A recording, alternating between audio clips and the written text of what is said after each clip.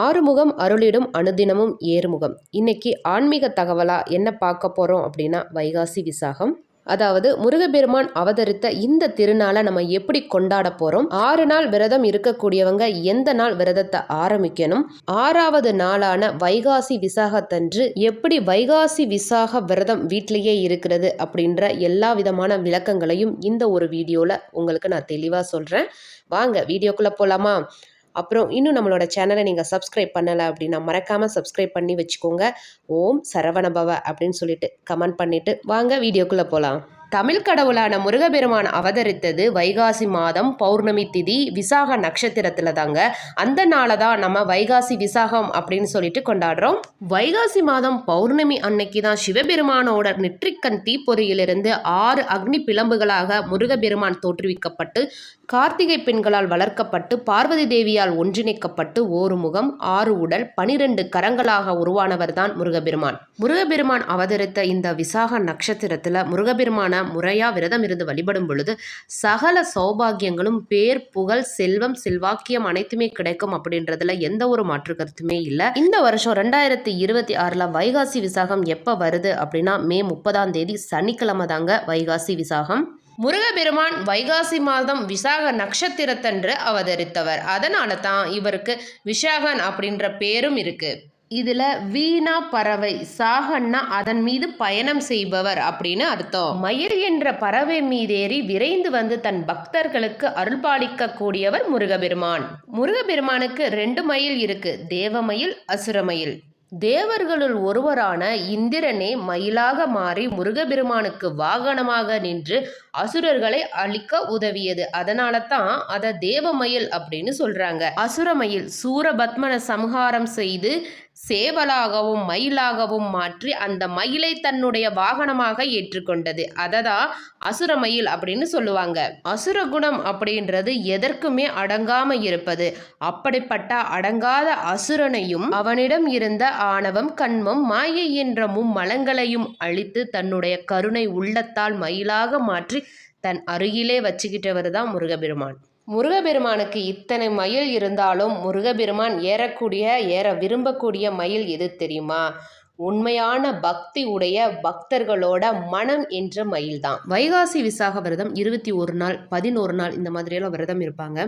இவ்வளோ நாள்லாம் விரதம் இருக்க முடியாது அப்படின்னு சொல்றவங்க 6 நாள் ஆறுமுகனுக்கு 6 நாள் விரதம் இருந்து கூட முருகப்பெருமான மனதார வழிபட்டா நம்ம 21 நாள் விரதம் இருந்த பலன் கிடைக்கும் அப்படின்றதுல எந்த ஒரு மாற்று கருத்துமே இல்லைங்க.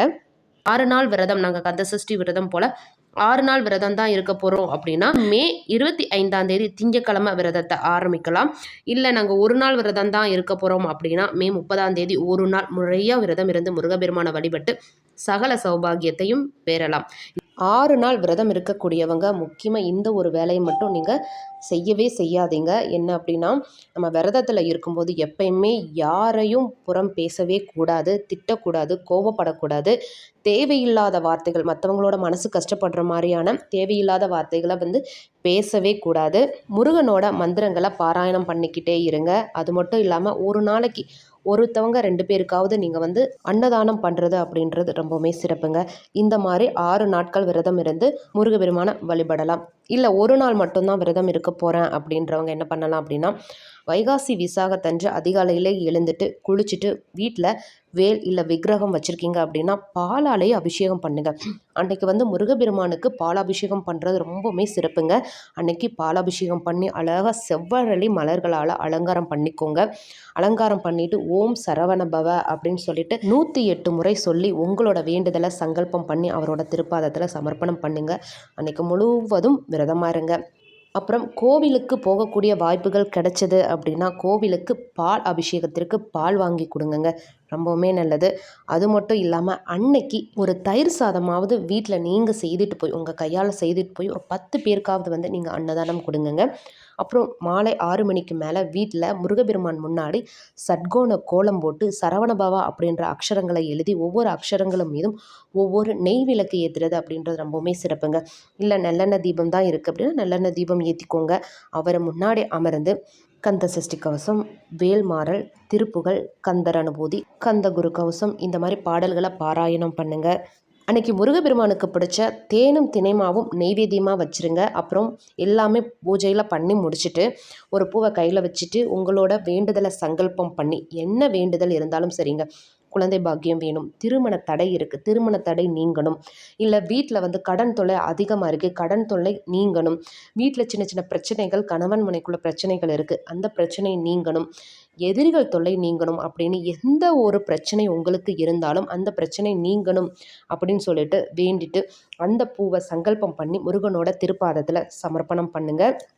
அதுக்கப்புறம் நெய்வேத்தியம் சமர்ப்பணம் பண்ணி முருகப்பெருமானுக்கு மங்களாரத்தி காமிச்சு பூஜையை நிறைவு பண்ணிவிட்டு உங்களோட விரதத்தை நீங்கள் முடிச்சுக்கலாங்க.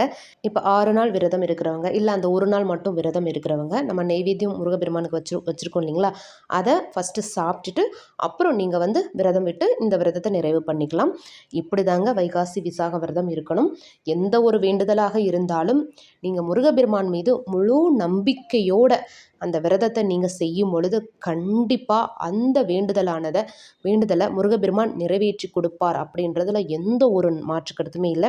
வரக்கூடிய மே 30 சனிக்கிழமை வைகாசி விசாகம். இந்த நாளை எந்த காரணத்தை கொண்டும் மறந்துடாதீங்க, தவற விட்டுடாதீங்க. இந்த அற்புதமான நாளை பயன்படுத்தி முருகப்பெருமானோட அனுகிரகத்தையும் ஆசீர்வாதத்தையும் பெறுங்க. இந்த வீடியோவை உங்களோட நண்பர்கள் கூடயும் பகிர்ந்துக்கோங்க, அவங்களும் பார்த்து பலனடையட்டும். மேலும் இந்த வைகாசி விசாகம் விரதம் இருக்கிறதுல உங்களுக்கு ஏதாவது டவுட் இருந்தது அப்படின்னா மறக்காமல் கமெண்ட் பண்ணுங்கள். அப்புறம் இன்னும் நம்மளோட சேனலை நீங்கள் சப்ஸ்கிரைப் பண்ணலை அப்படின்னா தயவு செய்து சப்ஸ்கிரைப் பண்ணி சப்போர்ட் பண்ணுங்கள். வெற்றிவேல் முருகனுக்கு அரோகரா. நல்லதே நடக்கும்.